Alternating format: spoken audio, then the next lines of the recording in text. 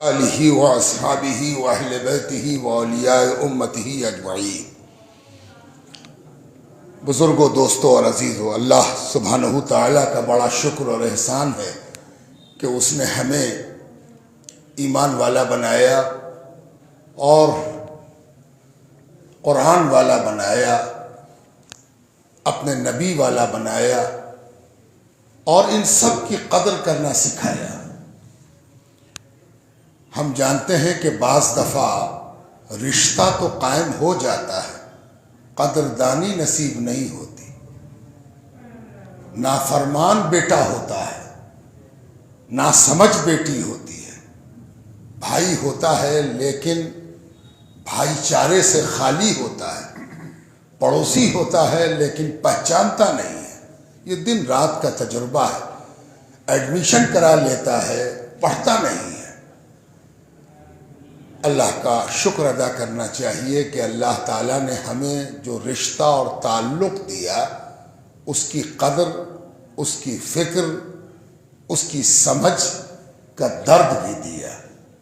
قرآن والا ہونا الگ بات ہے، قرآن فہمی کی طرف طبیعت کا میلان، سوالات کا پیدا ہونا، اس کے جوابات سے دل کو تشفی پانا، یہ ایک الگ مرتبہ ہے جو خال خال نصیب ہوتا ہے۔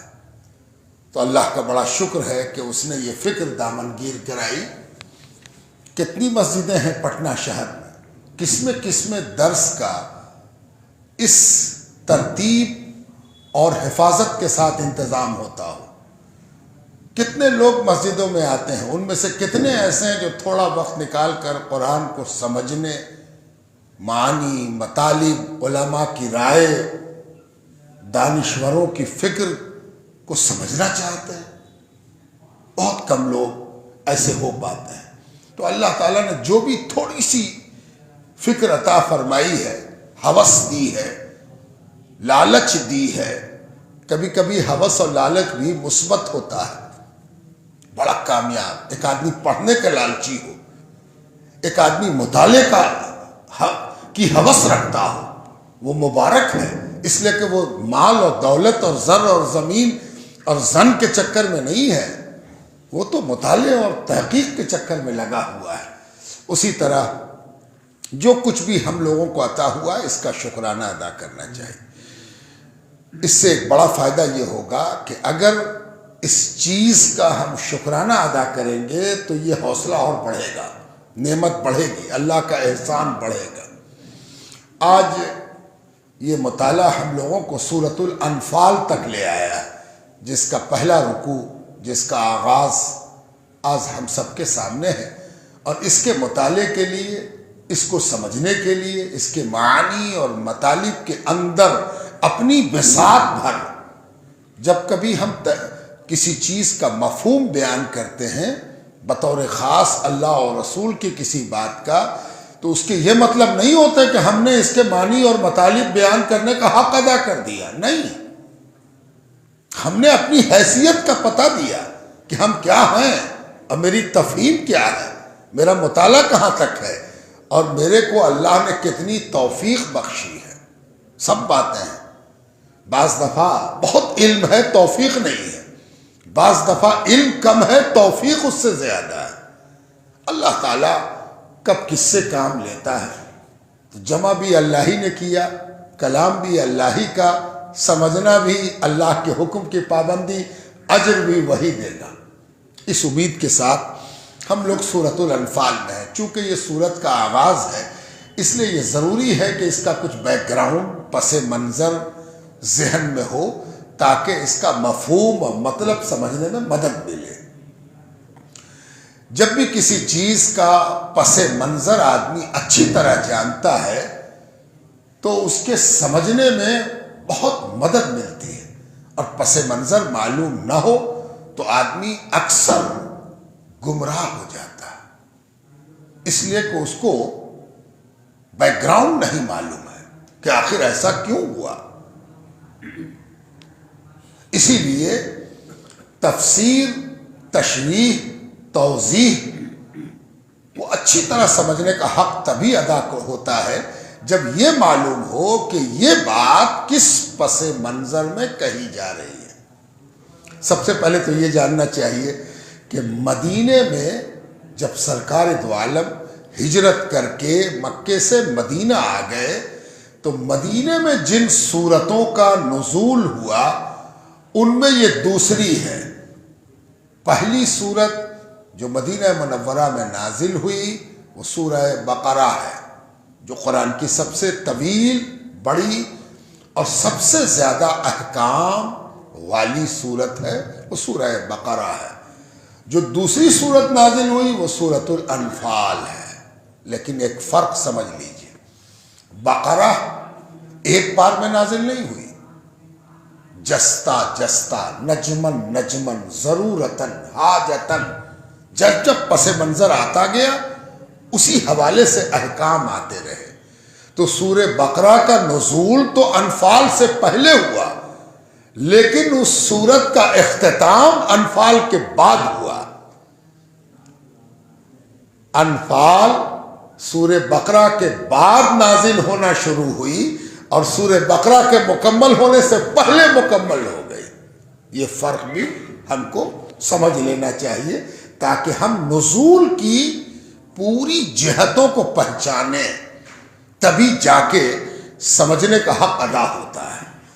اب ایک دوسری بات وہ یہ کہ سورۃ الانفال سورہ بقرہ سے مزاجن فرق رکھتی ہے۔ کیسا فرق؟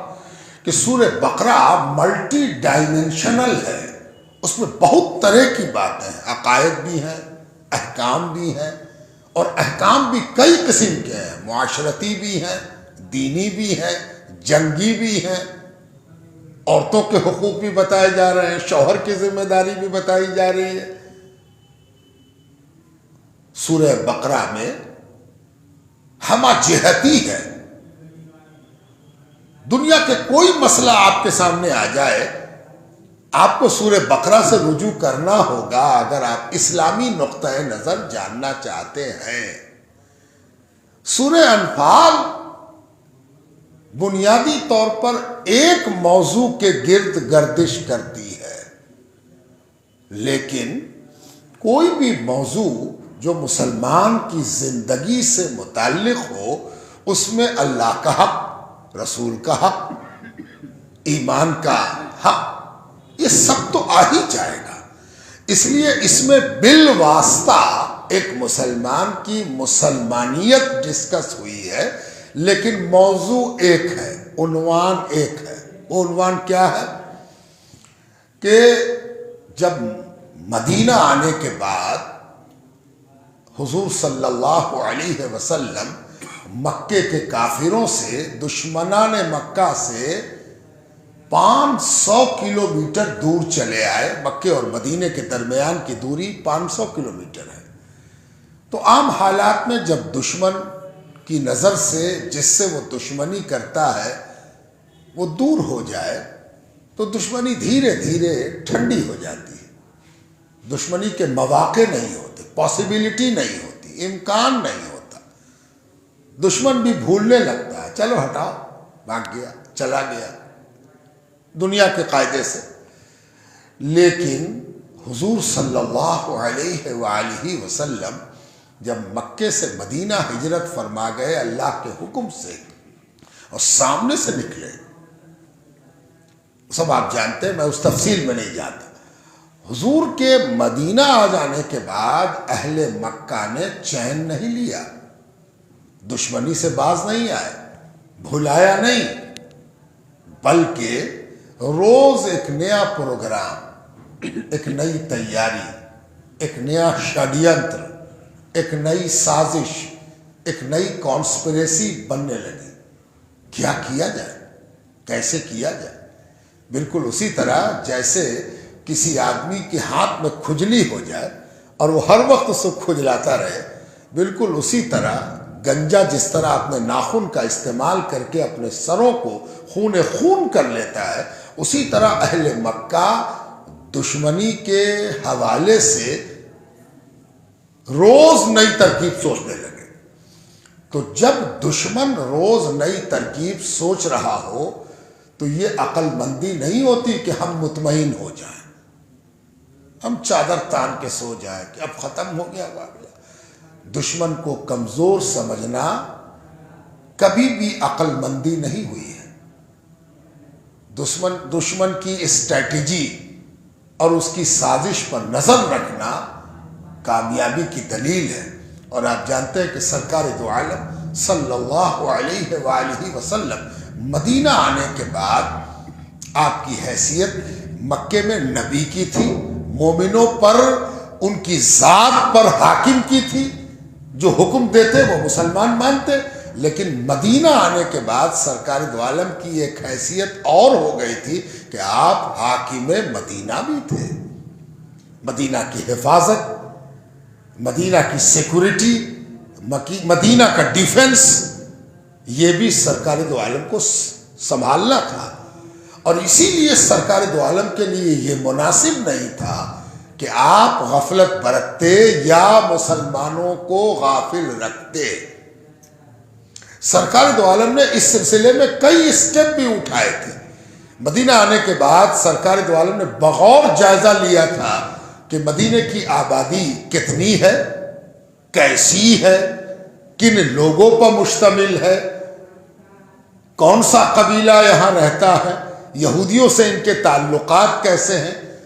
اور اس میں ایک بہت بڑی کامیابی سرکار دو عالم نے حاصل کی تھی، جس کو ہم عام بول چال کی بھاشا میں چارٹر آف مدینہ کے نام سے جانتے ہیں، یعنی ایک معاہدہ، ایک سندھی جو آپ نے اہل مدینہ کی ملا کر کی تھی، جس میں یہ فیصلہ لیا گیا تھا کہ آپ کوئی بھی ہوں، کسی بھی عقیدے کے ہوں، کسی بھی دھرم کے ہوں، اہل مدینہ ایک رہیں گے، مل کر رہیں گے۔ آپ کو آزادی ہوگی اپنے مذہب کی، آپ کو جو مذہب ماننا ہے مانیے، لیکن مدینے پر کوئی آفت آوے، مدینے پر کوئی حملہ آور ہو جائے، مدینے کے کسی قبیلے پر کوئی اپنی دشمنی نکالنے کے لیے حملہ کرے تو وہ ایک آدمی کا، ایک قبیلے کا، ایک جماعت کا مسئلہ نہیں ہوگا، وہ انڈیویجول مسئلہ نہ ہو کر کلیکٹیو مسئلہ ہوگا، اور سب مل کے اس کا مقابلہ کریں گے۔ یہ سب اسٹریٹجی ہمارے نبی کی اس لیے تھی کہ آپ بہتر طریقے سے پہچانتے تھے کفار مکہ کو۔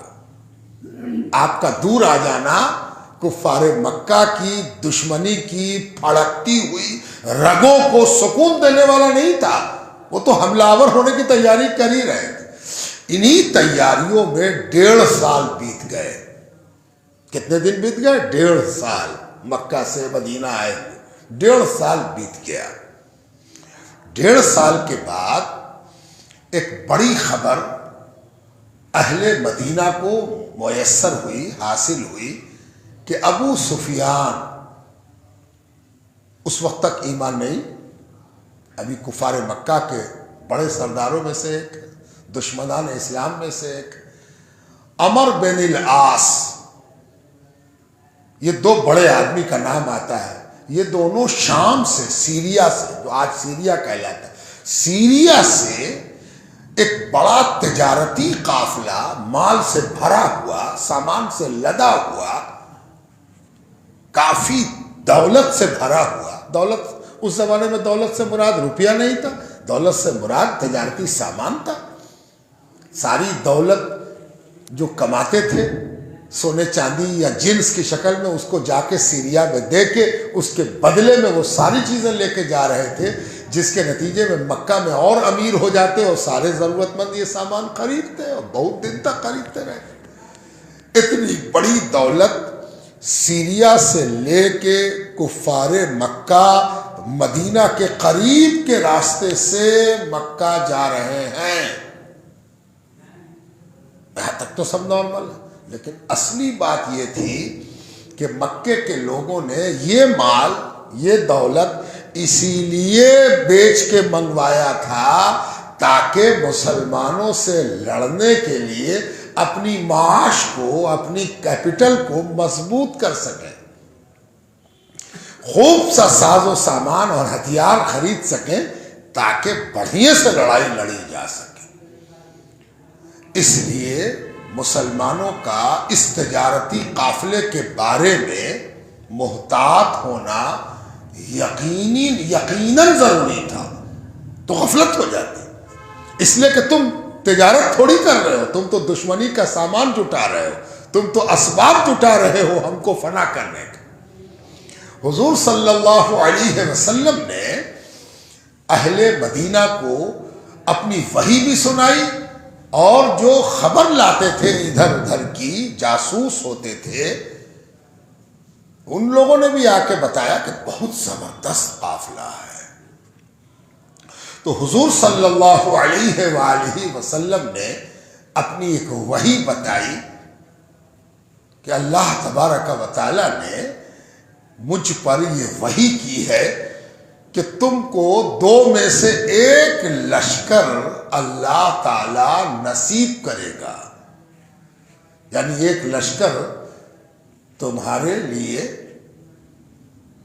ہار سے ہمکنار ہوگا، تم ہراؤ گے اس کو، 1 لشکر، 2 میں سے 1، 2 میں سے 1، تو 2 میں سے 1 لشکر تو معلوم ہو گیا کہ جا رہا، اب یہ ہارے گا کون والا، یہ والا ہارے گا کہ ایک اور، تو ایک اور کون ہے یہ ابھی نہیں معلوم اہل مدینہ کو، نبی کو کیا معلوم وہ اللہ جانے۔ تو حضور صلی اللہ علیہ وسلم نے یہ مشورہ کیا کہ کیا کیا جائے، نکلا جائے کہ ہاں نکلا جائے۔ تو اہل مدینہ تیار ہو کے نکلے کہ ان لوگوں کو اگر ممکن ہو تو ان کا سامان ان سے چھینا جائے تاکہ یہ سامان میری ہی بربادی کے لیے جمع نہ ہو سکے۔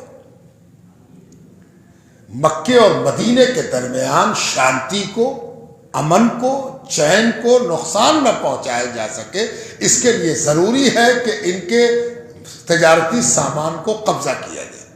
اس کے لیے مسلمان نکلے، لیکن ابو سفیان کو کچھ آگاہی تھی اس کی کہ ہم لوگ جو شڑینتر رچ رہے ہیں اس سے مسلمان بالکل غافل نہیں ہے، مسلمانوں کو بھی پتہ ہے کہ ہم کیا کر رہے ہیں، کیا کیا اسٹریٹجی ہم اپنا رہے ہیں۔ ابو سفیان کو کچھ خطرے کی بو سمجھ میں آئی، اور ابو سفیان نے وہ نارمل راستہ، وہ ڈیلی روٹین کا راستہ جو سیریا سے مکہ جاتا تھا مدینے کے قریب سے ہوتا ہوا، اس کو چھوڑ کے ایک لمبا راستہ اختیار کیا جو سمندر کے ساحل سے ہو کے گزرتا تھا۔ آج بھی اگر آپ کبھی مدینہ منورہ کی زیارت کے لیے جائیے اور وہاں سے ٹیکسی لے کے بدر جائیے، جہاں پر بدر کی جنگ ہوئی تھی، تو بدر کی جنگ کے پاس جب آپ پہنچیے گا جگہ پر تو آپ پوچھئے کہ یہاں سے سمندر کتنا دور ہے، تو مکے اور مدینے کی طرح دور نہیں ہے، بہت دور نہیں ہے۔ اسی لیے ابو سفیان نے یہ والا خشکی والا راستہ چھوڑ کے سمندر کے سٹے سٹے سٹے سٹے سٹے سٹے ساحلی سمندر والا راستہ اختیار کیا تاکہ سامان کو اور لشکر کو بچا کے لے کے نکل جائیں۔ مسلمان جب تلاش کرتے ہوئے راستے تک پہنچ بھی گئے تو لشکر نہیں ملا،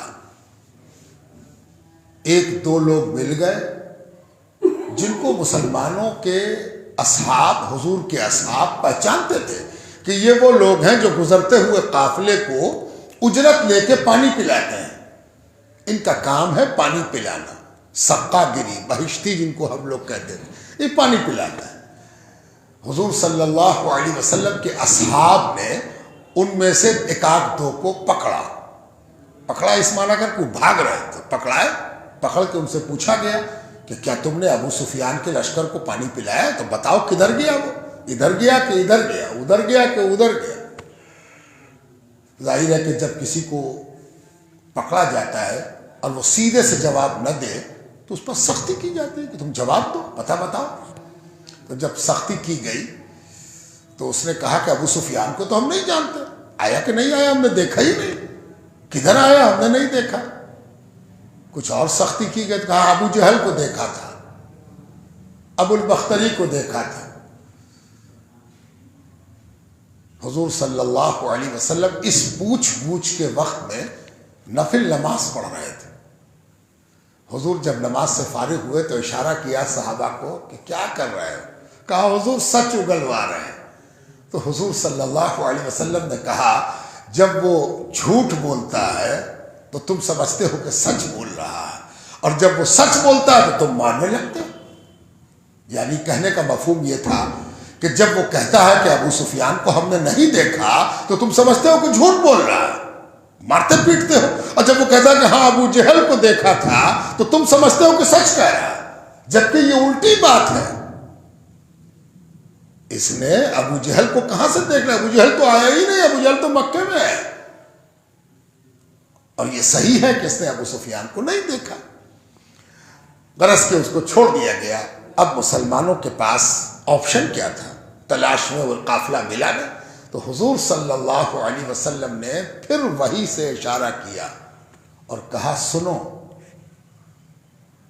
مکے میں ایک دوسرا ماحول ہے۔ بعد میں یہ ساری اطلاع جو وحی کے ذریعے دی گئی اس کی خبر بھی مسلمانوں کو مل گئی اور کنفرم ہو گئی۔ وہ یہ کہ مکے میں یہ خبر پہنچ گئی کہ مسلمانوں نے ابو سفیان کے قافلے کو لوٹ لیا ہے۔ ابو سفیان کا قافلہ مسلمانوں کے ہاتھ لگ گیا اور مسلمان لوٹ رہے ہیں۔ اس تجارتی قافلے سے مسلمانوں کی لڑائی ہو رہی ہے۔ ابو جہل اتنا جذباتی ہو گیا کہ کعبے کے چھت پر چڑھ گیا، اور چڑھ کے اس نے اعلان کیا، اے لوگو، کیا تم گھروں میں آرام سے سو رہے ہو؟ تم کھانے کھا رہے ہو، پانی پی رہے ہو، تکیے لگا رہے ہو؟ تمہیں معلوم ہے کہ ابو سفیان تمہارے بھائیوں کے قافلے پر مسلمانوں نے حملہ کر دیا ہے، وہ لوگ جی جان کی لڑائی لڑ رہے ہیں، تمہارا مال بچا رہے ہیں، تمہاری عزت بچا رہے ہیں، اور تم یہاں پڑے ہوئے ہو۔ اس جوش دلانے سے مکے کے کافروں میں کافی جوش آیا، سب تیاری کرنے لگا۔ تیاری ہوئی، اچھی خاصی تیاری ہوئی، چلنے کی تیاری، اس میں سامان بھی تھا، ہتھیار بھی تھا، دیگ دیگچا بھی تھا، باورچی بھی تھا، ناچنے والی رقاصہ بھی تھی، دل بہلانے والے کھیل کے سامان بھی تھے، شاعر بھی تھا کہ راستے میں شاعری سناوے گا، مشاعرہ ہوگا، یہ سب تیاری ہوئی۔ تیاری میں ایک آدھ دن لگا۔ رات میں حدیث میں ایک روایت آئی ہے کہ حضرت عباس اس وقت تک وہ بھی ایمان نہیں لائے، حضور کے چچا ہیں، حضرت عباس کی ایک بہن نے خواب دیکھا، بڑا عجیب خواب تھا۔ بہن نے خواب سنایا بھائی کو، بھائی نے جا کے ابو جہل سے کہا، حضرت عباس نے جا کے کس سے کہا؟ ابو جہل سے، کہ میری بہن نے خواب دیکھا ہے، تم چاہو تو اس پر غور کرو۔ تو ابو جہل نے پوچھا کیا خواب دیکھا؟ تو حضرت عباس نے کہا کہ میری بہن نے خواب دیکھا کہ ایک شتر سوار آیا، ایک اونٹ پر سوار، ناقہ سوار، ایک ناقہ سوار آیا ہے اور اعلان کر رہا ہے کہ 3 دنوں کے اندر اندر قتل و غارت گری نوٹ کر لو۔ اعلان کرتا چل رہا مکے کی گلیوں میں۔ اس کے بعد وہ ناقہ سوار ایک پہاڑ، بغل کے پہاڑ کی طرف بڑھا، اور اس چٹان سے اس نے ایک چٹان کھسکائی، اور کھسکا کے اس کے کئی ٹکڑے یوں اچھالے کہ ہر گھر میں ایک ٹکڑا پہنچ گیا۔ ہر گھر میں ایک ٹکڑا پتھر کا، چٹان کا ٹکڑا ہر گھر میں پہنچ گیا۔ نیند کھل گئی۔ عباس ابن عبد المطلب نے یہ خواب سنا کر ابو جہل کی طرف منہ کر کے دیکھا کہ کیا کہتے ہو؟ تو ابو جہل کا جواب سنیے۔ ابو جہل نے کہا پہلے تو تمہارے یہاں مرد نبوت کا دعویٰ کرتے تھے، کر گئے ہیں، مدینہ چلے گئے، اب عورتیں بھی تمہارے یہاں نبوت کا دعویٰ کرنے لگی، ایسا ایسا خواب سناؤ گے تم ہم کو؟ جبکہ یہ خواب بڑا سچا تھا، بڑی اہمیت والا خواب تھا، ہر گھر میں اینٹا پہنچا تھا۔ اس وقت اس خواب کو سمجھنا آسان نہیں تھا۔ بات ادھر ادھر ہو گئی، ابو جہل نے تیاری کرائی، ابو جہل نکل گیا لشکر کے ساتھ 1000 آدمی ساتھ میں.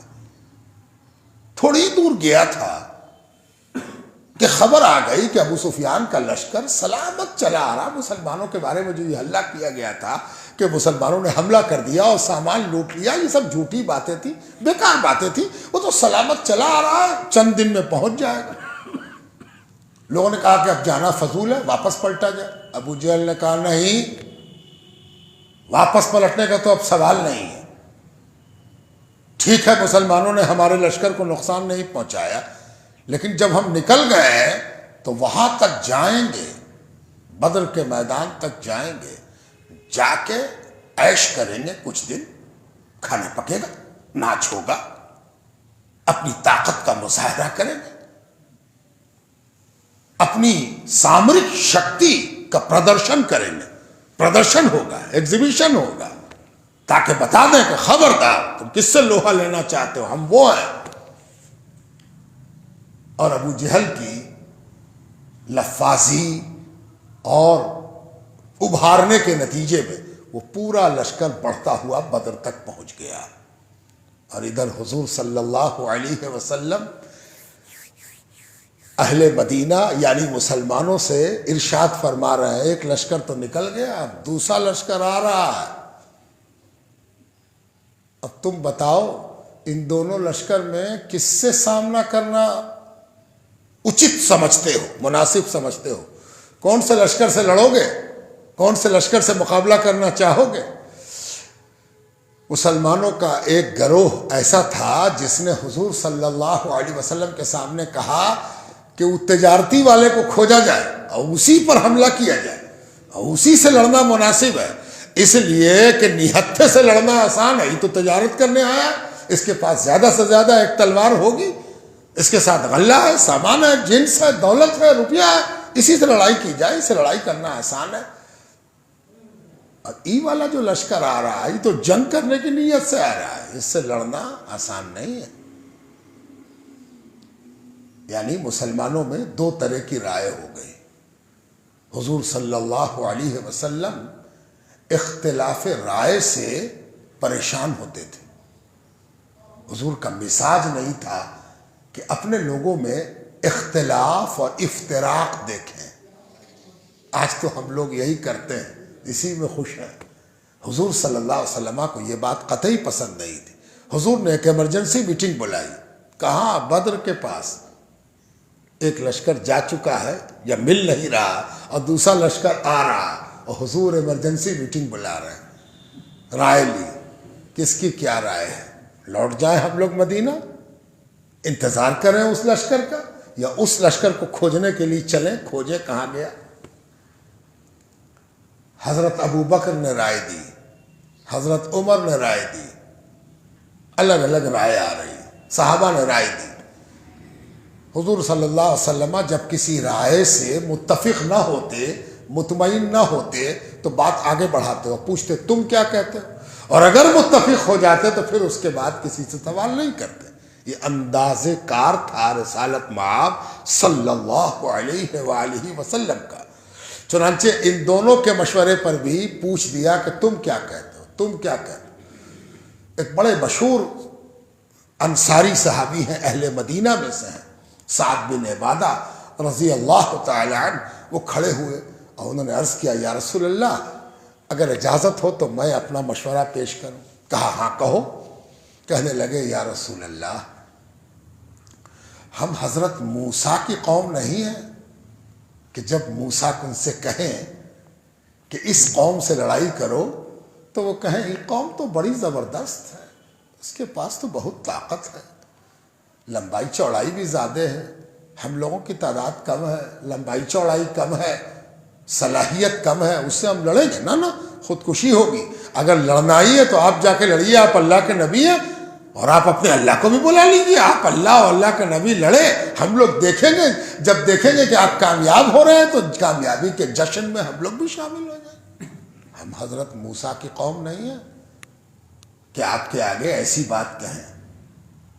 ہم آپ کی امت ہیں اور ہم آپ سے یہ کہنے کے لیے کھڑے ہوئے ہیں کہ اگر آپ کہیے گا کہ سمندر میں اپنے گھوڑے ڈال دو تو یہ سعد بن عبادہ اور اس کے قبیلے کے لوگ آج جو آپ پر ایمان لے آئے ہیں وہ پیچھے نہیں رہیں گے. جس سمندر میں کہیے ہم گھوڑا ڈال دیں اور جس سرحد تک کہیے وہاں تک چلنے کو ہم تیار ہیں.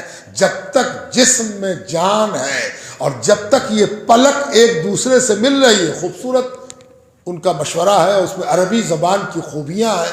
فرمایا کہ جب تک یہ پلک جو اوپر سے نیچے والی ہل رہی ہے, یعنی زندگی ہے, زندگی نہیں تو اپنی جگہ پر رک جائے گی.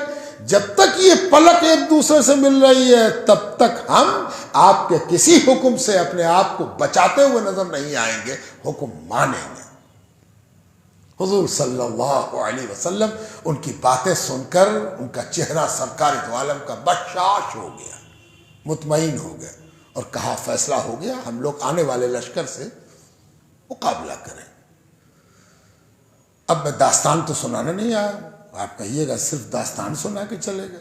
یہ تھا بیک گراؤنڈ, لیکن اس بیک گراؤنڈ سے کچھ چیزیں نکل کے سامنے آئیں گی. جب کوئی مورخ, ہسٹورین, اتہاسکار کوئی بات سناتا ہے تو وہ کچھ چیز چھپا لیتا ہے, کچھ چیز بتا دیتا ہے, کسی کا ساتھ دیتا, کسی کا خلاف بولتا. اس جنگ کی صحیح صورتحال کون بتائے گا؟ قرآن. کیا ہوا تھا, مسلمانوں کا حال کیسا تھا, اس کو جاننے کے لیے جس سورت کا مطالعہ سب سے زیادہ مفید ہے وہ سورۃ الانفال ہے. تو سورت, جنگ کا قصہ سنانے کو تو سورت نہیں نازل ہوگی, تو مقصد کیا تھا سورت کے نزول کا؟ جی ہاں, یہ پہلی جنگ تھی جو مسلمان لڑ رہے تھے. اس سے پہلے مسلمانوں نے, یعنی حضور صلی اللہ علیہ وسلم کی امت نے کفار سے جنگ نہیں کی تھی, یہ پہلی لڑائی تھی. تو جب پہلی لڑائی ہوگی تو لڑائی کے احکامات پہلے سے نازل نہیں ہیں. تو جب لڑائی ہوگی قتل ہوگا, شہید ہوں گے لوگ, دشمن بھی قتل ہوگا. اب دشمن کا مال, دشمن کی دولت, دشمن کا چھوڑا ہوا سامان, دشمن سے چھینا ہوا سامان, دشمن مر جائے گا تو اس کی تلوار ہوگی, اس کی ڈھال ہوگی, اس کا تیر ہوگا, اس کا ترکش ہوگا, اس کے کمر میں ہو سکتا ہے چاندی سونے کا زیور بھی ہو, سکہ بھی ہو. اس کا کیا حکم ہوگا؟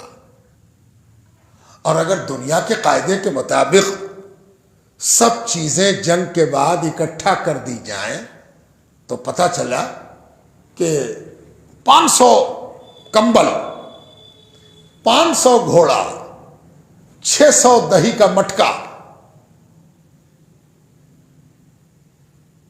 3 تلوار, 8 ڈھال, مان لیجئے, سپوز دیٹ, تھوڑی دیر کے لیے وشواس کیجئے, اتنی چیزیں جنگ کے میدان سے کلیکٹ ہوئی. تو جو چیزیں اتنی تعداد میں ہیں کہ سب کو برابر برابر بانٹ دی جائیں. لو بھائی, تم نے لڑائی کی تھی, 313 تم ہو, 313 گھوڑا لو, ایک ایک گھوڑا تم لے لو, یا 10 گھوڑا پڑا. کبھی کبھی کسی جنگ میں 10 گھوڑا ایک آدمی کو, ایک ایک اونٹ, 5 اونٹ, 13 اونٹ ایک ایک آدمی کا حصہ ہوا. لیکن جو چیز برابر برابر بانٹنے کے بعد پھوٹ ہونے کی وجہ سے بٹ نہ سکی, یا پھر کوئی ایسی چیز ہو جس پر کوئی فوجی اکیلے دعویٰ کرے کہ ہم نے اس کو مارا ہے, بہت خطرناک تھا وہ, ہم نے اس کو مارا ہے, یہ اس کی تلوار ہے, یہ والی تلوار ہم ہی کو دے دیجئے تاکہ دنیا کو یاد رہے کہ ہم نے ہی اس کو مارا تھا, یہ اس کی تلوار ہے. یا ہو سکتا ہے کہ حضور صلی اللہ علیہ وسلم خود حصہ دینے کے بعد کوئی الگ چیز اٹھا کے کہیں لو یہ تمہارا ہے. اس کا مسئلہ کیا ہوگا؟ مان لیجئے کہ ایک ہی چشمہ ملا اور 2 لوگ کہیں کہ ہم کو دیجئے اور کہیں ہم کو دیجئے, تو فیصلہ کیسے ہوگا؟ یہ سورت ان احکامات کو بیان کرتی ہے کہ جنگ کا مال, جس کو عربی میں غنیمت کہتے ہیں, غنیمت ہے نا, اردو میں آ کے غنیمت محاورہ ہو گیا, اور ہم لوگ کہتے ہیں غنیمت ہے کہ ٹھنڈک کچھ کم ہو گئی ہے ورنہ لگ رہا تھا. اب دیکھیے غنیمت کا استعمال اردو میں ہو رہا ہے, ہے نا. لیکن اس کا سرا جا کے وہیں مل رہا ہے. ٹھنڈک دشمن تھی، اور دشمن کے جانے سے جو چیز آپ کو حاصل ہوئی اسی کو نہ آپ کہہ رہے کہ غنیمت ہے کہ ٹھنڈک کم ہو گئی ہے. دیکھ رہے ہیں لفظ کا استعمال عربی سے آیا ہے یہ، تو اردو میں آ کے یہ کہیں نہ کہیں اپنی اصلیت بتا رہا ہے. غنیمت کہتے ہیں دشمن کے چھوڑے ہوئے مال کو، دشمن سے چھینے ہوئے مال کو کیا کہتے ہیں؟ غنیمت. تو اردو میں جو استعمال ہے وہ ذرا سا الگ ہو گیا ہے، لیکن سمجھ میں آتا ہے کہ غنیمت کیا ہے. لیکن سنیے، تو اگر غنیمت ہے تو یہ انفال کیا ہے جو اس سورت کا نام ہے؟ انفال. تو بہت آسانی سے ہم سمجھاتے ہیں، کوشش کرتے ہیں کہ آپ سمجھ جائیے. یہ جو ابھی نماز پڑھا، اس میں 3 طرح کی نماز تھی، ہے نا. ایک تو فرض تھی، دوسری سنت تھی. بہت سے لوگ سنت پڑھ کے چلے گئے، کچھ لوگ تھے جو نفل بھی پڑھ رہے تھے. نفل تو یہ نفل کیا ہوا؟ ضرورت سے زیادہ ہوا نا. ضروری کتنا تھا؟ جتنا سب نے پڑھا. اور جن لوگوں نے ضروری سے فاضل پڑھا اس کو ہم کیا کہتے ہیں؟ نفل. پڑھے نہ پڑھے. اب ضروری کا ڈیفینیشن کیا ہے؟ ضروری ہم اس چیز کو کہتے ہیں جس کے نہیں کرنے پر سوال ہو کہ تم نے کیوں نہیں کیا، تم نے فرض چھوڑ دیا، تم نے سنت چھوڑ دیا. یہ ضروری ہوا. ضروری اس چیز کو کہتے ہیں کہ جس کے نہ ہونے پر سوال ہو اور جواب دینا پڑے کہ کیوں چھوڑا. اور جو چیز ضرورت سے فاضل ہوتی ہے وہ سوال کے دائرے میں نہیں آتی.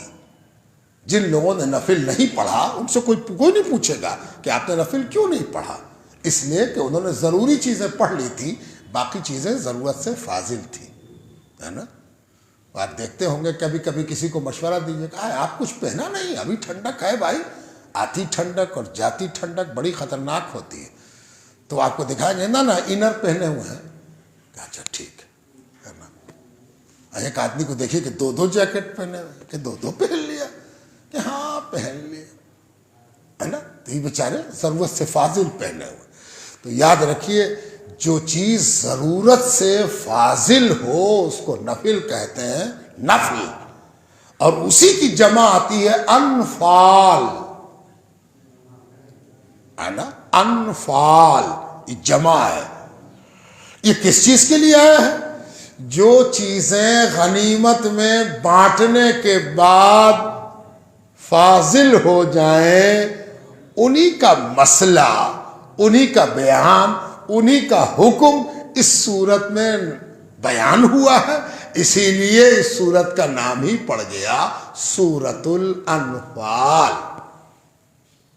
بات سمجھ میں آتی؟ کوئی دشواری تو نہیں، کہیں پر کوئی پریشانی تو نہیں، کوئی ہچکچاہٹ تو نہیں؟ اب چلیے سورہ میں داخل ہوتے ہیں. اتنا بیک گراؤنڈ ضروری تھا، بغیر اس کے آپ بات تک نہیں پہنچ پاتے.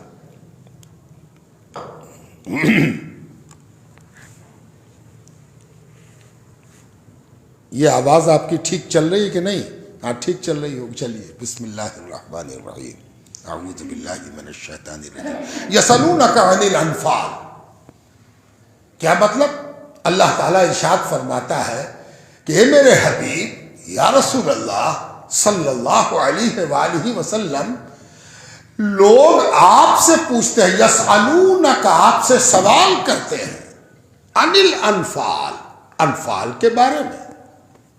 یعنی غنیمت میں بانٹنے کے بعد جو چیز فاضل ہو گئی ہے اس کے بارے میں لوگ آپ سے پوچھتے ہیں کہ اس کا کیا ہوگا حضور، ہے نا. اب انفال کے معنی کو تھوڑا اور سمجھیے. بعض مفسرین، بعض علماء کے نزدیک جو کچھ دشمن سے حاصل ہو سب کو انفال کہتے ہیں. یعنی غنیمت کا ہی دوسرا نام انفال ہے. جو بھی دشمن سے حاصل ہو لڑائی کے نتیجے میں، دشمن کی پسپائی کے نتیجے میں جو بھی کچھ حاصل ہو اسی کو غنیمت بھی کہتے ہیں، اسی کو انفال بھی کہتے ہیں. دوسرا گروہ، دوسرا اسکول آف تھاؤٹ مفسرین کا یہ بتاتا ہے کہ نہیں، جو چیزیں لوگوں کے درمیان غنیمت کی حیثیت سے بانٹنے کے بعد فاضل بچ جائے ان کو انفال کہتے ہیں، ٹھیک ہے۔ تیسرا گروہ کہتا ہے کہ انفال دشمن کی اس چیز کو کہتے ہیں جس کو اللہ کے رسول اپنے تصرف میں لے کے، اپنے پاس لے کے جس کو چاہیں دے دیں، اس کو انفال کہتے ہیں۔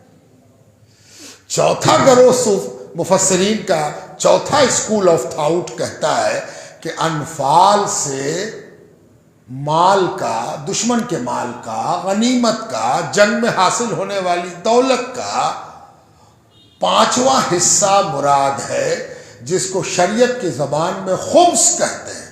خمس، پانچ کے عدد کو عربی میں خمس کہتے ہیں، اسی سے خمس ہوا، 5واں حصہ۔ تو حضور صلی اللہ علیہ وسلم جب بھی تقسیم فرماتے تو اللہ کے حکم سے 5واں حصہ الگ کر لیتے۔ اب جو باقی اس میں 4 حصے بچتے، 5 حصہ لگا کے 5واں حصہ الگ کر لیتے، پھر 4 میں سب کو تقسیم فرماتے۔ تو یہ جو 5واں الگ کرتے سرکار دو عالم، اس میں سے بطور ریوارڈ دیتے، انعام، تم نے بہت بڑا کام کیا، تم نے بہت بڑا کام کیا، یہ تم لوگ۔ اور آپ جانتے ہیں کہ جب دشمن سے حاصل ہونے والی دولت کو تقسیم کیا جاتا تو اتنا آسان کام نہیں ہے۔ کیوں آسان کام نہیں؟ کہ بنیادی طور پر 3 طرح کے لوگ جنگ میں شامل ہوتے ہیں۔ یہ سب زمینی لڑائی کی بات ہو رہی ہے۔ 3 طرح کے لوگ جنگ میں شامل ہوتے ہیں۔ پہلے وہ جو سیدھا مقابلہ کر رہے ہیں، لڑائی ہو رہی ہے آمنے سامنے۔ دوسرا وہ جو رگید رہا ہے دشمن کو، بھاگے جا رہا دشمن اور رگید رہا ہے نا۔ تیسرا وہ جس کو یہ ڈیوٹی دی گئی ہے کہ وہ گرے پڑے سامان کو چن چن کے جمع کرتا جائے، ہے نا۔ اب مسلمانوں کے لشکر میں ایک گروہ اور تھا، یہ تو 3 ہوا، تینوں مسلمانوں کے لشکر میں تھے، ایک لڑائی کر رہے تھے، ایک دشمن کو رگیدتے ہوئے بھگا رہے تھے، بھاگا جا رہا تھا دشمن اور پیچھے پیچھے رگیدتے جا رہے تھے۔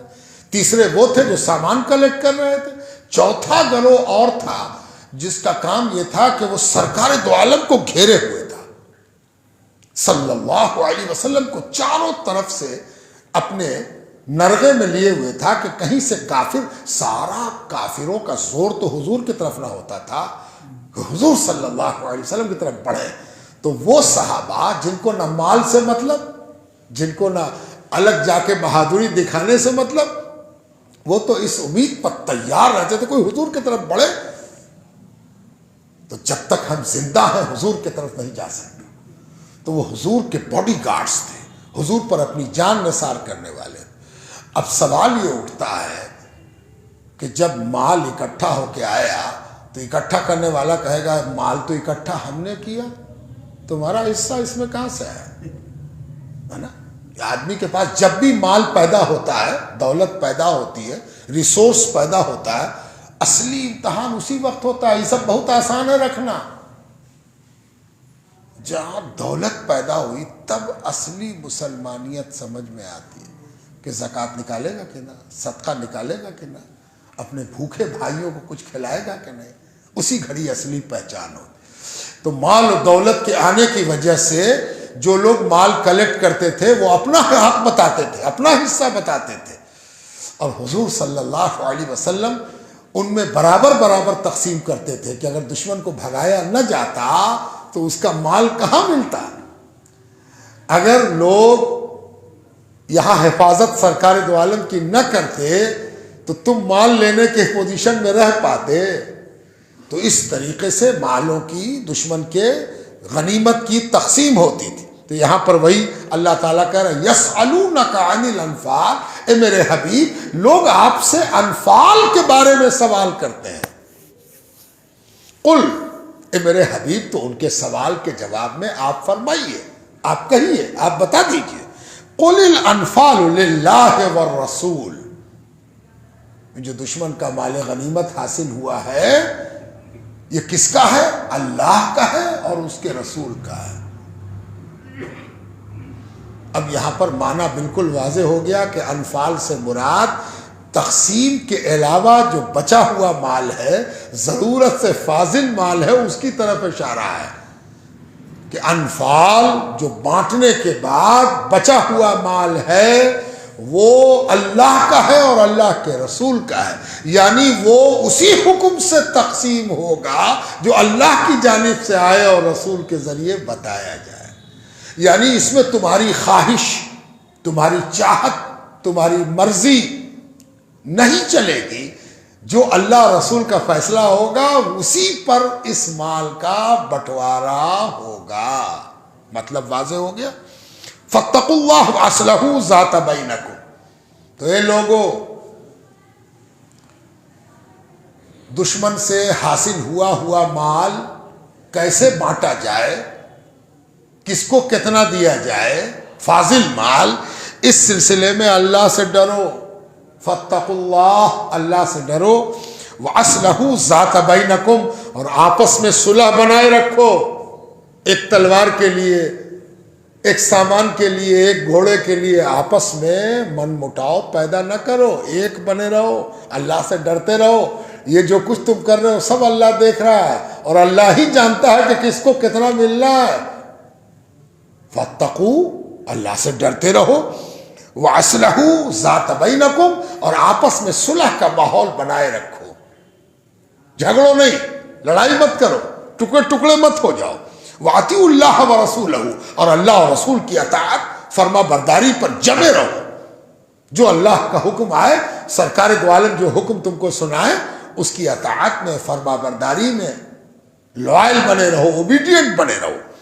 ان کنتم مومنین، ایسا اس لیے کہا جا رہا ہے کہ اگر تم مومن ہو تو یقیناً تم اللہ اور رسول کی اطاعت کرو گے، اور تم مومن ہو تو اللہ اور رسول کی اطاعت میں لگے رہو۔ انما المؤمنون الذین اذا ذکر اللہ، بلا شبہ مومن وہ ہیں، تو کتنی قیمتی بات آ رہی ہے، ہم بھی تو مومن ہیں۔ تو مومن کون ہے؟ مومن کا ڈیفینیشن کیا ہے؟ دیکھیے آ رہا ہے، پہلے ایمان والوں کو یہ ڈیفینیشن سنایا جا رہا ہے، انجان لوگوں کو ڈیفینیشن نہیں سنایا جا رہا ہے، یہ ان کو ڈیفینیشن سنایا جا رہا ہے جن کا یہ حال ہے، ان کا حال بیان ہو رہا ہے کہ مومنین کا حال کیا ہے، مومنین پر کیسی گزر رہی ہے، مومنین کیا سوچ رہے ہیں، مومنین کے اوپر ان آیات کے نزول کا کیا امپیکٹ، کیا اثر اور کیا پربھاؤ پڑ رہا ہے، یہ اللہ تعالیٰ بیان کر رہا ہے۔ کیا کہتا ہے پروردگار؟ انما المؤمنون، بلا شبہ مومن وہ ہیں، الذین، جو کہ اذا ذکر اللہ وجلت قلوبہم، کہ جب ان کے سامنے اللہ کا ذکر ہوتا ہے، اللہ کی بات کی جاتی ہے، اللہ سبحانہ تعالیٰ کا ذکر کوئی کرتا ہے، تو مومن کون ہے؟ کہ جو یہ ذکر سن کے کیا ہوتا؟ وجلت قلوبہم، ان کا قلب، ان کا دل، ان کا من ڈر جاتا ہے۔ اللہ اللہ، وجلت قلوبہم۔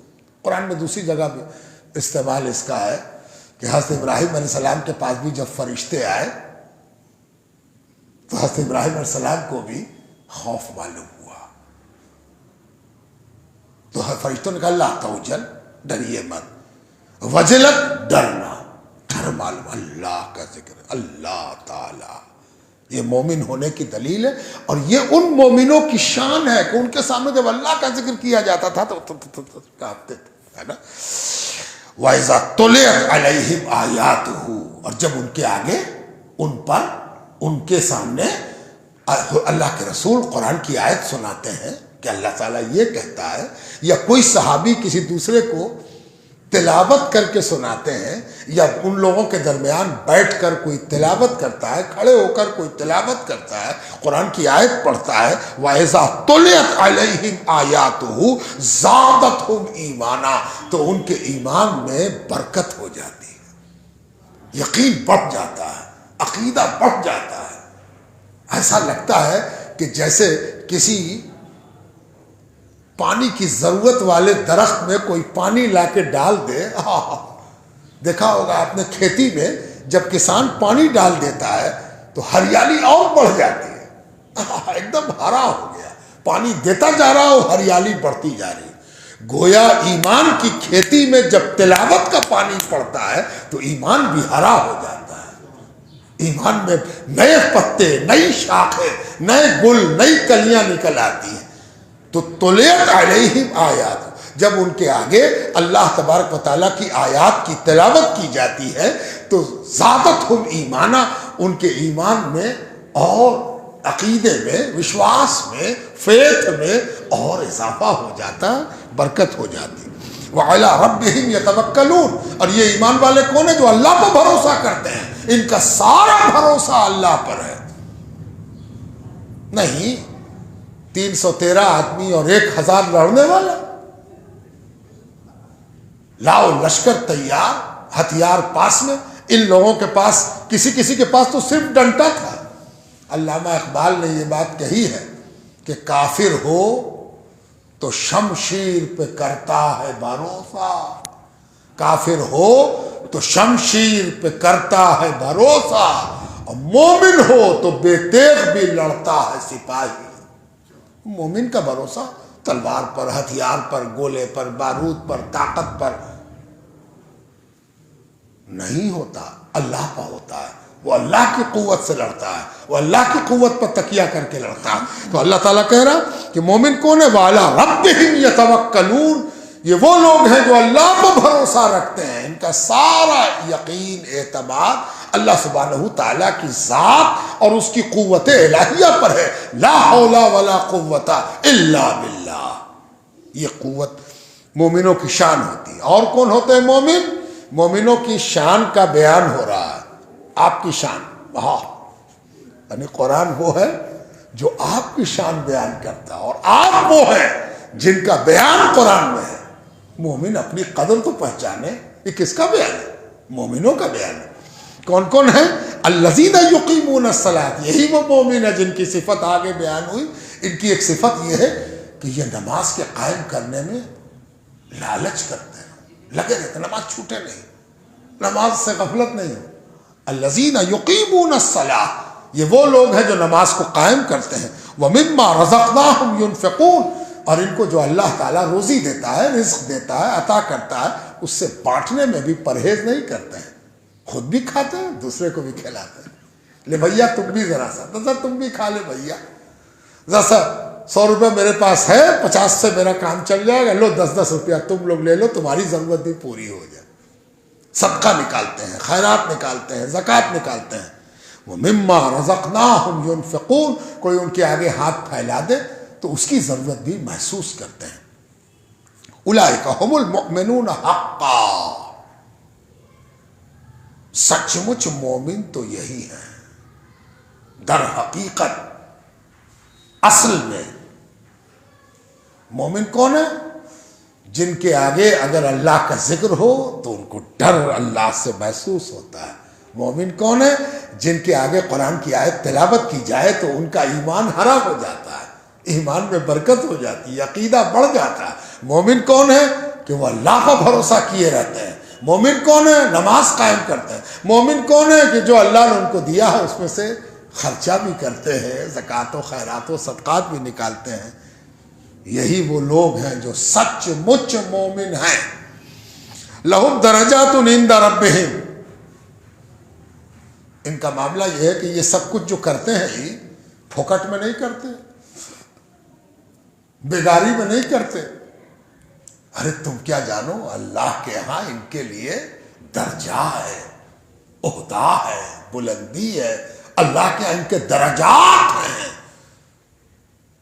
جتنا ڈرے گا اتنا ہی درجہ بلند ہوتا جائے گا، جتنا اللہ پر بھروسہ بڑھے گا اتنا ہی درجہ بلند ہوتا جائے گا.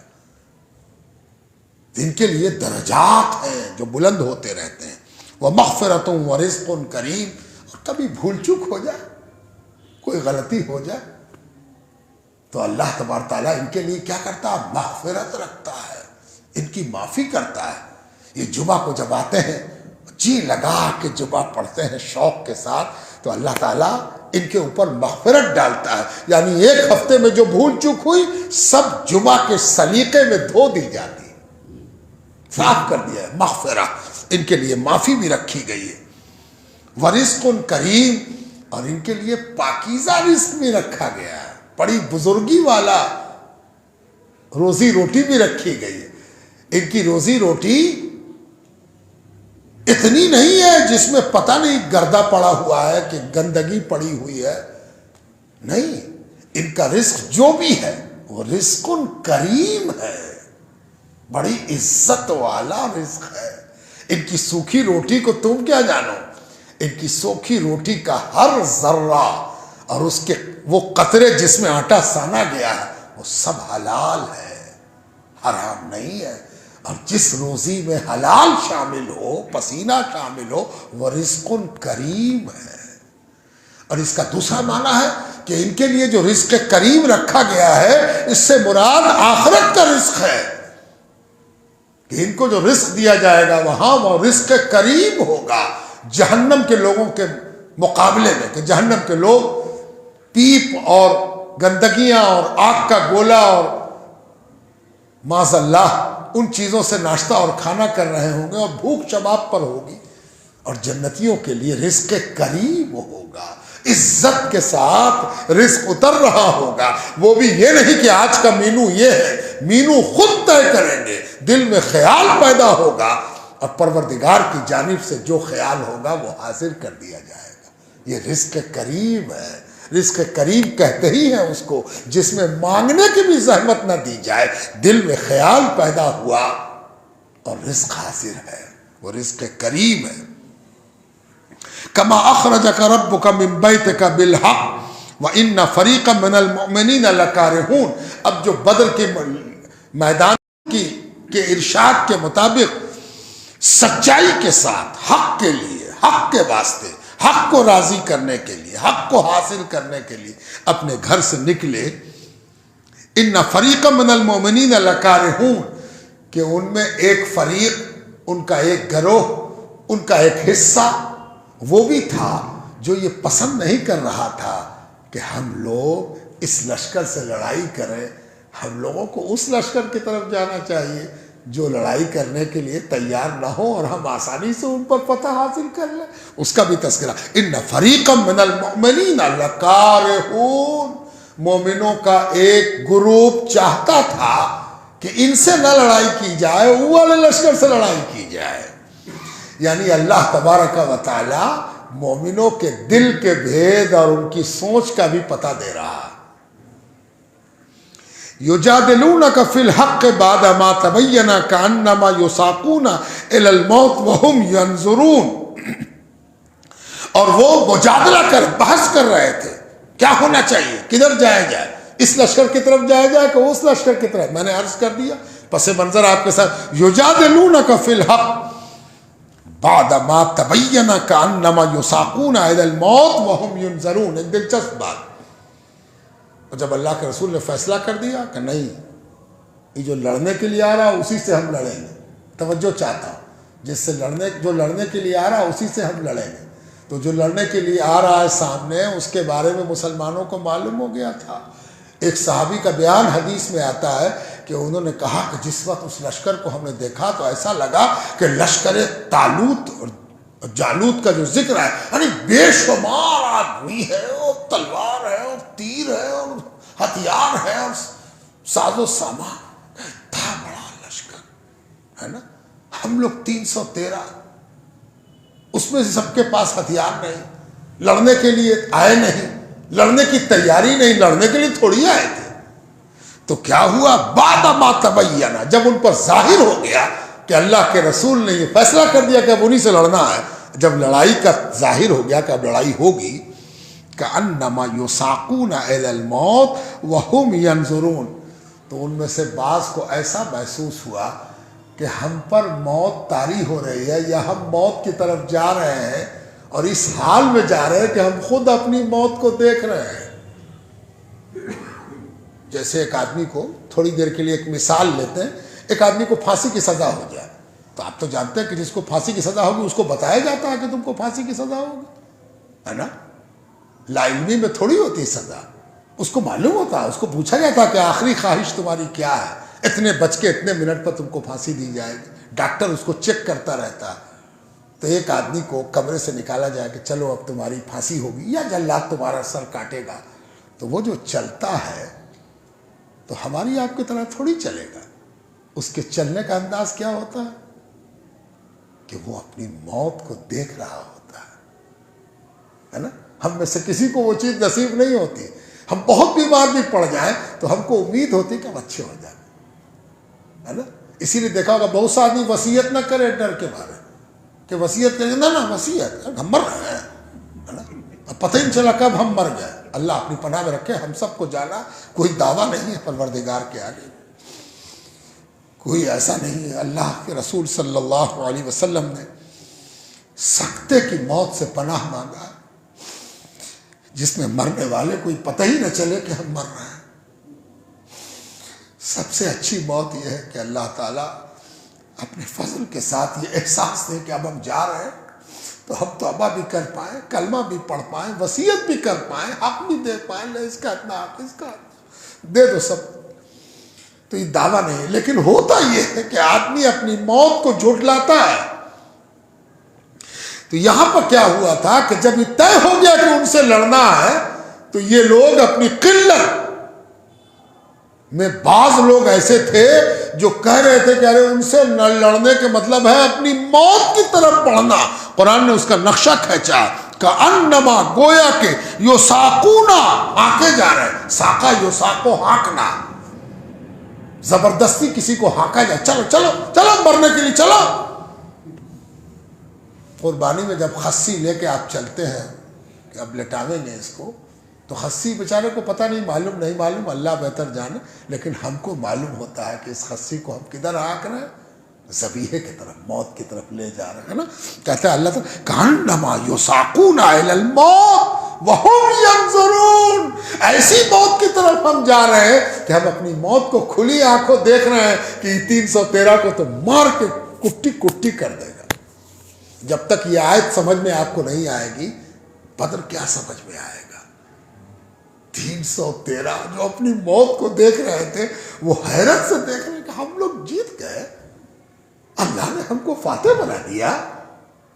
اور جو لوگ اتنی تیاری اور اتنے حوصلے کے ساتھ آئے تھے، خاک و خون میں غلطہ و پیچا، ہے نا. تو کیا ہوا؟ وہم ینظرون. یہاں پر ایک دلچسپ بات حدیث سے آپ کو سنا دے کہ ابھی لشکر سامنے ٹھیک سے نہیں آیا، خبریں آ رہی ہیں. اور حضور صلی اللہ علیہ وسلم اپنے صحابہ کے ساتھ بدر کے میدان میں، ابھی تو لشکر آیا نہیں، تو اکیلے مسلمانی ہیں. تو حضور صلی اللہ علیہ وسلم میدان میں ایک چکر لگاتے ہیں. ہاں، کیا خوش نصیب لوگ ہوں گے. اور حضور صلی اللہ علیہ وسلم اشارہ کر کے بتا رہے ہیں یہاں پر ابو جہل گرے گا، ہے نا. کہاں گرے گا ابو جہل؟ یہاں پر. اچھا، تو ایسے دکھایا تھا حضور نے؟ نہیں. پتہ نہیں ہم سب کے ایمان میں اس سے زیادتی ہونی چاہیے. جانتے کیسے دکھایا تھا حضور نے؟ ایسے ہاتھ رکھ کے یہ ابو جہل گرے گا. اس کو کہتے ہیں یقین رسالت. اشارہ نہیں کہ ذرا سا کھچک کے طور پہ ہاں وہاں پکیا ہوگا، ہاں وہاں پکیا ہوگا، نہیں، ہاتھ رکھا. یہاں ابو جہل گرے، یہاں عتبہ گرے گا، یہاں شیبہ گرے گا. ہاتھ رکھ رکھ کے حضور نے بتا دیا تھا. حدیث کا راوی، چشمدید راوی کہتا ہے قسم ہے پروردگار کی، جہاں پر رسالت گرامی نے جس کے لیے ہاتھ رکھا تھا اس سے 1 انچ بھی ہٹا ہوا نہ پایا. اللہ اکبر، صدقت یا رسول اللہ صلی اللہ علیہ وآلہ وسلم. بہنا کیسا ایمان اور کیسا یقین حضور صلی اللہ علیہ وسلم پر صحابہ کا ہوا ہوگا. اور یہ وجہ اس کی یہ ہوئی کہ لوگ سمجھ رہے تھے کہ اب تو ہم موت کے اس میں گئے. چند لوگ، سب نہیں، کچھ لوگ ایسے بھی تھے. اور ذرا ایک بات کا اور خیال رکھیے اس تفسیر کو سنتے وقت کہ آپ گھبرائیے نہیں، قصورواری نہیں کہی جا رہی ہے. یہ سچویشن بیان ہو رہا ہے کہ صورتحال یہ تھی. لوگ تو یہ سمجھ چکے تھے ارے جب نہیں کی امید ہو اور اللہ ہاں کر دے تب نہ اس ہاں کی اہمیت ہے. اللہ حضور صلی اللہ علیہ وسلم. ہاں، ہم جب اس حدیث کو پڑھتے ہیں جی چاہتا 10 سجدہ کم سے کم کرے حضور کی امت ہونے کا. کیسے سچے نبی کے ہم کیا وعدہ کیا تھا؟ وَإِذْ يَعِدُكُمُ اللَّهُ، جب اللہ تعالیٰ نے تم لوگوں سے وعدہ کیا تھا، اِحْدَى الطَّائِفَتَيْنِ، کہ دو گروہ میں سے ایک، میں نے پہلے عرض کر دیا کہ دو گروہوں سے واسطہ پڑے گا، ان میں سے ایک واحد اکیلا گروہ، اِحْدَى الطَّائِفَتَيْنِ أَنَّهَا لَكُمْ، وہ تمہارے لیے ہوگا، تم اس پر کامیاب ہوگے، ہے نا؟ وَتَوَدُّونَ عَنَّ غَيْرَ ذَاتِ الشَّوْكَةِ تَكُونُ لَكُمْ، اور تم چاہتے تھے کہ اس سے لڑائی ہو جس کے پاس زیادہ ہتھیار نہیں ہے، خالی مال ہے، خالی دولت ہے، خالی سامان تجارت ہے نا؟ وَيُرِيدُ اللَّهُ، اور اللہ تعالیٰ کیا ارادہ کر رہا تھا؟ اللہ تعالیٰ کی مرضی کیا تھی؟ اللہ تعالیٰ کی رضا کیا تھی؟ وَيُرِيدُ اللَّهُ أَن يُحِقَّ الْحَقَّ بِكَلِمَاتِهِ، کہ جو وہ اپنی بات کہہ رہا ہے اس کو سچ ثابت کر دے، وَيُحِقَّ الْحَقَّ، حق کو اسٹیبلش کر دے، سچائی کو ثابت کر دے۔ اپنے ویژن سے اللہ کے ویژن کو نہ ملایا کرو، اللہ کہاں دیکھتا ہے، رسول کہاں دیکھتا ہے، تم تو صرف سامنے کا دیکھتے ہو، ایسے ہے تو ایسے ہے، ایسے ہے تو ایسے ہے۔ وَيَقْطَعَ دَابِرَ الْكَافِرِينَ، اور اللہ کا یہ فیصلہ تھا، اللہ کی یہ مرضی تھی، یقطع، کہ کاٹ ڈالی جائے، دابر الکافرین، کافروں کی جڑ کاٹ ڈالی جائے، کافروں کی جڑ کاٹ ڈالی جائے۔ بدر کی لڑائی میں اتنے کافروں کے سردار مارے گئے تھے کہ 1400 برس سے کافر تل ملا رہا ہے ایک لڑائی میں، ہے نا؟ جانتے ہیں کتنے مرے تھے؟ اوف، اگر ان کی تعداد صحیح جوڑی جائے تو ایک اندازے کے مطابق تقریباً 60 کے قریب مسلمانوں کی شہادت ہوئی، 60 مسلمان شہید ہوئے، اور ادھر سے کتنے؟ 240 کے قریب مارے گئے کفار مکہ۔ اللہ اکبر۔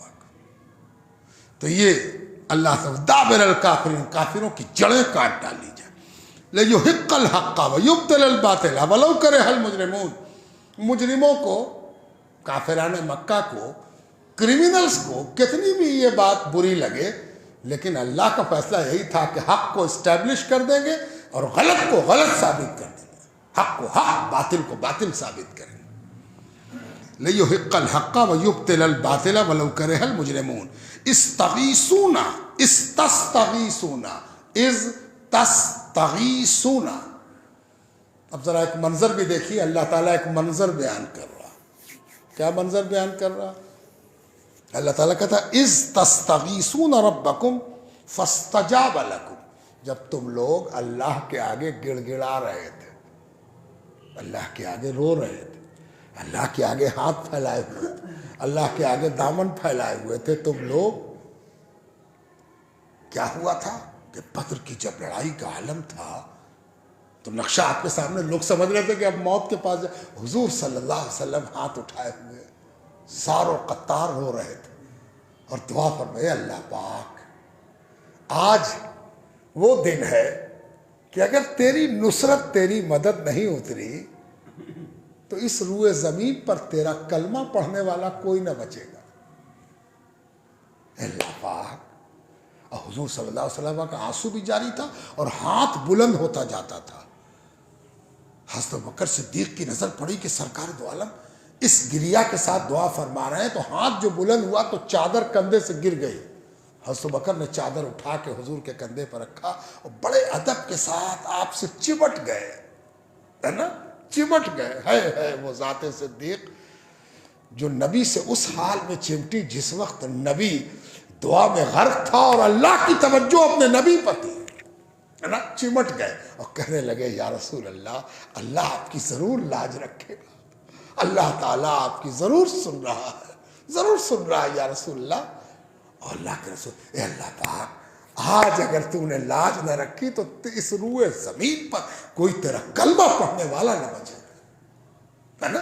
تو اللہ تعالیٰ اس منظر کو کھینچتا ہے، استستغیثون ربکم، جب تم اپنے رب کے آگے گڑ گڑا رہے تھے، فاستجاب لکم، تو اللہ تعالیٰ تم کو جواب دے رہا تھا، تمہاری باتیں قبول کر رہا تھا، اجابت ہو رہی تھی، تم مانگ رہے تھے اور اللہ دے رہا تھا. لو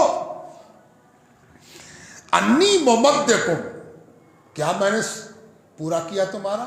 تم جو مانگ رہے تھے اس میں جو ہم نے سن کے تمہارے حق میں کیا تو کیا کیا؟ سنیے ذرا اللہ تعالیٰ کا جملہ، انی ممدکم بِأَلْفٍ مِّنَ الْمَلَائِكَةِ مُرْدِفِينَ، بلا شبہ ہم نے 1000 فرشتے ایسے بھیجے، 1000 فرشتے ایسے بھیجے جن کی شان یہ تھی مردفین. مردفین کیا ہوتا؟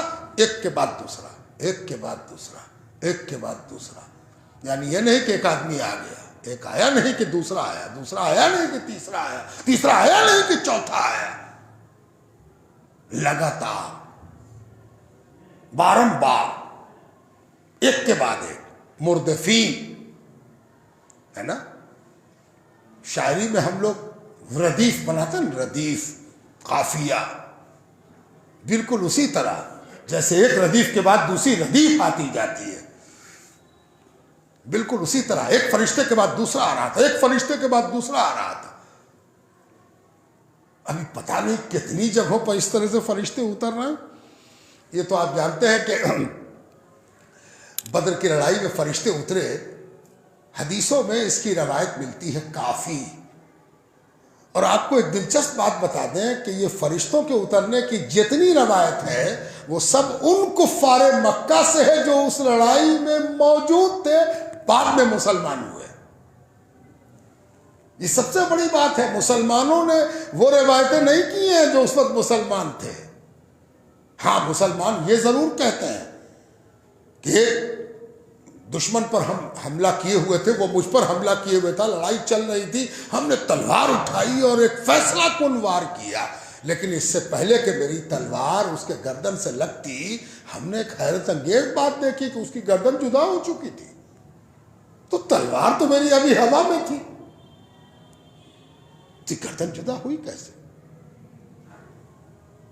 بعض صحابی کہتے ہیں کہ ہم نے ہنٹر کی آواز سنی، بڑا تیز چابک کسی نے چلایا، دیکھا تو نہیں کہ کس نے چابک چلایا، لیکن اپنے سامنے کے ایک زبردست دشمن کو دیکھا کہ وہ گھوڑے سے الٹ کے نیچے گرا اور گر کے چاروں شانہ چت ہوا. تب میں نے دیکھا کہ اس کی ناک پر کسی نے چابک مارا تھا، ناک پھٹ چکی تھی اور اندر تک چابک کی چوٹ چلی گئی تھی جس سے وہ مر گیا. تو میں نے چاروں طرف دیکھا کہ چابک کس نے مارا. یہ مسلمانوں کا بیان ہے. کافروں کا بیان سنیے گا، حدیث کے اندر باضابطہ موجود ہے. ان کافروں کا بیان جو دھیرے دھیرے 1 برس کے بعد، 2 برس کے بعد، 4 برس کے بعد ایمان لے آئے، وہ جو اپنا واقعہ سناتے ہیں کہ اس دن گھوڑا کیسے رنگ کا دیکھا، فرشتوں کے سر پر پگڑی کیسی دیکھی، کون تھے. وقت نہیں، آپ تو ایسا ہی پریشان ہو چکے ہوں گے کہ کہاں سے یہ آ گئی، بھاگیں جلدی. اس لیے مشکل یہ ہے کہ ہم کو حق ادا کرنے میں تھوڑا وقت لگ جاتا ہے، معاف کیجئے گا، ہم کیا کر سکتے ہیں. وَمَا جَعَلَهُ اللَّهُ إِلَّا بُشْرًا، اور اللہ تبارک تعالیٰ نے کیا کیا ان کے لیے؟ بشارتیں دی، خوشخبریاں دی اللہ تعالیٰ نے. وَلِتَطْمَئِنَّ بِهِ قُلُوبُكُمْ، اور یہ سب اس لیے دیا گیا تھا کہ ان کے دلوں کو اطمینان قلب ہو جائے. گھبراؤ نہیں، ہم ہیں. لا تحزن ان اللہ معنا، ارے گھبراؤ مت، اللہ ہمارے ساتھ ہے، نبی ہمارے ساتھ ہے. جب نبی ہمارے ساتھ ہے تو اللہ ساتھ ہے. ومن نصر الا من عند اللہ، اور کوئی مدد اس وقت تک مدد نہیں ہے جب تک کہ اللہ کی جانب سے نہ ہو. اسی لیے جب کوئی مدد کرے کسی کی تو اس کو یہ شکر ادا کرنا چاہیے کہ اللہ نے ہم سے اس کی مدد کرائی، اور اس کو یہ شکر ادا کرنا چاہیے کہ اللہ نے تمہاری شکل میں مدد بھیجی، ہے نا. الا من عند اللہ ان اللہ عزیز حکیم، بلا شبہ اللہ غالب حکمت والا ہے. یعنی کوئی کتنا بھی اللہ کے خلاف، رسول کے خلاف، قرآن کے خلاف، دین کے خلاف جتنا بھی اچھل لے وہ وقتی اچھال ہے. اصلی غلبہ، اصلی کامیابی، فائنل ورڈکٹ تو اللہ ہی کا ہے جو بڑی حکمت والا ہے. اس پر رکوع تمام ہوا اور یہ تاریخ کا ایک باب ہے. آئیے دعا کر لیں. بسم اللہ الرحمن الرحیم. الحمدللہ رب العالمین، والصلاۃ والسلام علی رسولہ محمد وآلہ اجمعین یا ارحم الراحمین یا ارحم الراحمین یا ارحم الراحمین۔ پروردگارا استطاعت بھر جتنی طاقت تھی کوشش کیا کہ سمجھیں سمجھائیں، کوئی غلطی ہوئی ہو تو معاف کر دو۔ اے اللہ پاک جو باتیں سنی گئیں اس سے یہ کیفیت پیدا فرما کہ وجلت کا بھی معاملہ ہو جائے اور زیادت ہو ایمانہ کی کیفیت بھی پیدا ہو جائے، تیرے ذکر سے خوف بھی پیدا ہو اور تیری آیات کے پڑھنے سننے سے ایمان ہرا اور بابرکت بھی ہو جائے۔ اور اللہ پاک نماز کے قیام، تیری دی ہوئی نعمت سے خرچ کا کرنا، نیکی بھلائی کے راستے پر چلنا، ان سب کی کیفیت بھی پیدا ہو پروردگار، اور تجھ پر بھروسہ بھی ہو۔ اے اللہ پاک جو بیان پڑھا ہے اس سے اتنا اطمینان ہوا ہے کہ اللہ پاک تو صرف نیکوکاروں پر توجہ نہیں رکھتا، معمولی انسانوں پر بھی تیری توجہ ہوتی ہے، اور تو اس کے نتیجے میں بھی اپنی رحمت اتارتا ہے تاکہ معمولی پر بھی فضل ہو جائے، مہربانی ہو جائے۔ اے اللہ پاک اس دور کے لوگوں کے مقابلے میں ہم بڑے کمتر ہیں، بہت معمولی ہیں پروردگار، ایک رحم کی نگاہ ہو جائے کہ ہم سب کی عاقبت بخیر ہو جائے، نتیجہ بخیر ہو جائے۔